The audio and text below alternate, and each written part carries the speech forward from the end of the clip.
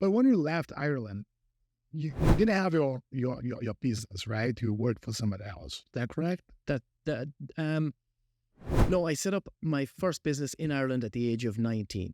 And I had a lease on a pub for 5 years. Oh, you saw a pub back Yeah, home. I had a pub back home as well. Myself, I had a lease on a pub.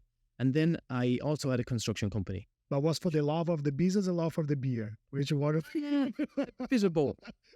But when the lease was up in the pub, and I didn't have that commitment anymore, and we decided to travel for a short period of time. I shelved the construction company, so basically froze it and left it there and said, I'll pick up the reins again when we get back. But we never got back. Man, so to that point of your life, just 18, right? 19. So you open your business, your two business, and you're doing well. You're not failed. Everything was doing great on your business side, and then you decide to come to Canada. Yes. Well, the work or the pipeline dried up. The construction industry basically stopped in 2000. Yeah. At the end of 2008, we were working for a developer who was building hundreds of homes, like I'd say about 300 homes. And we were selling them off the plan. So before they were built, pre-sales, they were sold. And then things started to slow down in 2008. So the writing was on the wall. And next thing, we had about 50 homes built and they weren't sold. And that had never happened before. So we could see the change in the pattern. And at Christmas time in 2008, that developer said, I'm not going to build any more homes. So we're going to lock up the gate and we're going to, close the site. That was the point to... Yeah.